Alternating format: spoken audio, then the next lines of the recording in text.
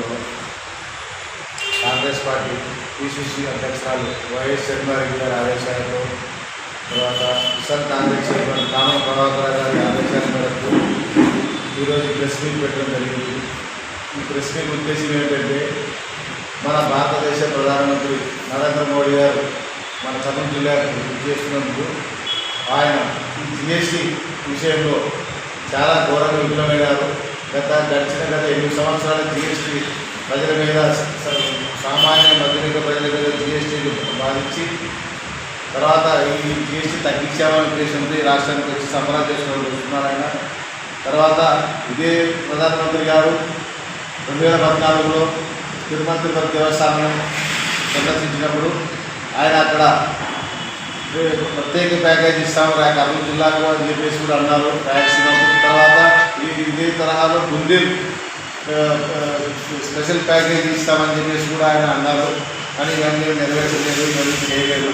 అదేవిధంగా ఈ జిఎస్టీ విషయంలో ఆనాడు మా ప్రతిపక్ష నేత రాహుల్ గాంధీ గారు పార్లమెంట్ సభలో ఈ జిఎస్టీ వల్ల సామాన్య ప్రజలకు చాలా నష్టం ఉంటుంది, వద్దు ఇది ఏది ఉపయోగం లేదని చెప్పి వాదిస్తే కూడా ఇదే ఎన్డీఏ ప్రభుత్వము ఈ రాహుల్ గాంధీ గారిని అవహేళన చేశారు పార్లమెంట్ సభలో. అదేవిధంగా ఈరోజు అదే జరిగింది. ఈరోజు మోడీ గారు కూడా రాష్ట్రానికి మన జిల్లాకు వస్తున్నందుకు మన జిల్లాలో కూడా అదేవిధంగా రైతాంగం పట్ల చాలా చిన్నచూపు ఉంది. మన జిల్లాలో జిల్లా వచ్చేసి చాలా ఎడార్లాగా మారుంది. కొన్ని ప్రాంతాల్లో ఉన్న కర్నూలు జిల్లా వరకు కర్నూలు జిల్లాలో రైతాంగం సస్యశ్యామలంగా ఉండాలి అంటే మనం కొంతవరకు మనకు వేదవతి ప్రాజెక్టు, గుండెల ప్రాజెక్టు కూడా ఉండాలి. తర్వాత అదేవిధంగా మన జిల్లా రైతు పండించిన పంటకు గిట్టుబాటు ఆధారంగా ఉంది. 6 కాలాలు శ్రమించిన రైతు గిట్టుబాటు ధర లేక చాలా బాధపడుతున్నారు, రాకపోతున్నారు. మార్కెట్ ఇదివరకు కూడా చాలాసార్లు మేము మా కాంగ్రెస్ పార్టీ తరఫున కూడా ధర్నా చేయడం జరిగింది. అదేవిధంగా ఈ గవర్నమెంట్ వాళ్ళు కూడా చాలా స్పష్టంగా ఈ మోడీ గారు వచ్చిన తర్వాత ఈ జిఎస్టీ విషయాలు చాలా వరకు ఈ తగ్గించి వాళ్ళు ఎంజాయ్ చేయడానికి వస్తారు తప్ప ఇక్కడికి ఏం లేదని నా ఉద్దేశము. అదేవిధంగా ఈ ప్రజల రైతాంగం పట్ల కూడా కేంద్ర ప్రభుత్వము చులకన చనువు తీసుకొని హిమాచల్ ప్రదేశ్లో హెచ్ఎస్సిఎంపీ పథకం ప్రకారం కింద మార్కెట్ మామిడి పథకం ఏదైతే రాష్ట్ర వ్యాప్తంగా పండించే మామిడి రైతులకు అయితేనేమి ఈ హిమాచల్ ప్రదేశ్ సిస్టమ్ ఏ విధంగా ఉందో అక్కడ ఆ విధంగా మన రాష్ట్రంలో కూడా ఆ సిస్టమ్ క్రియేట్ చేస్తే పట్టణాలలో చిన్న పట్టణాల్లో కూడా స్టాల్ పెట్టి ఈ పండ్ల వ్యాపారం చేసుకోవడానికి కూడా ఆస్కారం ఉంటుంది. అలాగే మన జిల్లాలో ముఖ్యంగా టమోటా, ఆనియన్ ఈ పంటలు ఎక్కువగా వేస్తారు కాబట్టి రైతులకు గిట్టుబాటు ధరలు లేక చాలా నష్టపోతున్నారు. ఇంకోటి ఏంటంటే టమోటా గురించి మన ఏరియాలో టమోటా జ్యూస్ ఫ్యాక్టరీస్ పెడతామని చెప్పి శంకుస్థాపన వరకు అంకితమే కానీ దాన్ని ముందుకు సాగించడం లేదు.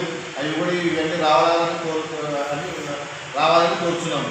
ఇవన్నీ మన రాష్ట్ర ప్రభుత్వం కూడా వెనక రైతాంగం పట్ల చాలా చిన్న చూపు చూస్తుంది నా ఉద్దేశం. నా పేరు వచ్చేసి సూర్యప్రకాష్ రెడ్డి, కర్నూలు జిల్లా కిసాన్ కాంగ్రెస్ చైర్మన్. జై కాంగ్రెస్. ఆయన చలామణి తప్ప ప్రజల మధ్యన కోరుకోకుండా ప్రధానమంత్రి కాలేదు ఆయన. తర్వాత ఈ కూటమి ప్రభుత్వం కూడా మన రాష్ట్రంలో కూటమి ప్రభుత్వం ఎన్ని రకాల పార్టీలు ఉన్నాయో వైఎస్ఆర్సీపీ అయితేనేమి, టీడీపీ అయితేనేమి, జనసేన అయితేనేమి, తర్వాత ఈ బీజేపీ 4 ఈ పార్టీలు కలిసి గవర్నమెంట్ని ఏమీ ప్రశ్నించలేక రైతాంగాన్ని నట్టేట ఉంచుతున్నారు. కాబట్టి ఈ విధంగా కూడా ప్రజలు మాట్లాడగలగాల్సింది, ఒక రైతాంగానికి సేవ చేయాల్సింది, రైతుల పట్ల వ్యక్తిగత రైతుల పట్ల సానుభూతి చూసే గవర్నమెంట్ రావాలంటే ఏదంటే ఒక కాంగ్రెస్ పార్టీ అని సభ గురించి చెప్తున్నారు. లేకుంటే ఏదైనా ఇండస్ట్రీలు కట్టినాడా, లేకుంటే దేని కొరకు వస్తున్నారు? ఎందుకంటే ఈ యొక్క జిఎస్టీ నీ ఇష్టానుసారం 11 సంవత్సరాలు ప్రభుత్వాన్ని వెళ్ళి జిఎస్టీని 5 సార్లు పెంచినావు. పెంచి మళ్ళీ నువ్వు గెలవడానికి, ఓట్లు దండుకోవడానికి నేను జిఎస్టీని తగ్గించినాను అని చెప్పేసి ఈ యొక్క దేశవ్యాప్తంగా నువ్వు తిరుగుతున్నావు. దేని కొరకు తిరుగుతున్నావు? జిఎస్టీ ఎక్కించడం ఏంటి, తగ్గించడం ఏంటి? దానివల్ల లాభం ఎవరికి? అది నీవు ఓట్లు మళ్ళీ దండుకోవడానికి మళ్ళీ ప్రభుత్వం ఏర్పాటు చేయాలని చెప్పేసి ఇప్పుడుంటే ఓట్ల ప్రచారం చేస్తున్నావు, కానీ ప్రజలకు మీరు చేసే ప్రచారం నువ్వు చేయడం లేదు. ఎందుకంటే నీ స్వార్థం కొరకే ఈ కర్నూలు పట్టణానికి వస్తున్నావు. ఈ కర్నూలులో ఈ కేంద్ర ప్రభుత్వం ఏం చేసింది? ఒక్క పనైనా చూపు. నువ్వు ఇప్పుడు గ్రామాల ఫ్యాక్టరీ పెడతాంటున్నావు, అది ఎప్పుడో ఇప్పుడు శంకుస్థాపన చేస్తే నువ్వు ఎప్పుడు తయారవుతుందో ఎప్పుడో తెలియదు. కార్మికులు కర్నూలు పట్టణంలో కార్మికులు పని లేక చాలా మంది ఉద్యోగస్తులు అంటే చదువుకున్న విద్యార్థులు పనులు లేక ఉద్యోగాలు లేక ఇళ్ళల్లోనే అనేక మంది ముగ్గిపోతున్నారు. నీవు వారిని చూస్తున్నావా? ఈ కర్నూలు పట్టణంకి ఏదో నేను చేస్తున్నానని 100 కోట్లు ఖర్చు పెట్టి కర్నూలు పట్టణానికి వచ్చి 100 కోట్లు నువ్వు వ్యయం చేస్తున్నావు. ఇదే డబ్బులు ఒక ప్రాజెక్టు కట్టే డబ్బులు నువ్వు కర్నూలు పట్టణంలో నువ్వు వచ్చి ఈ విధంగా నాశనం చేస్తున్నావు. ఈ దేశానికి నీవు ఏమి చేయలేదు.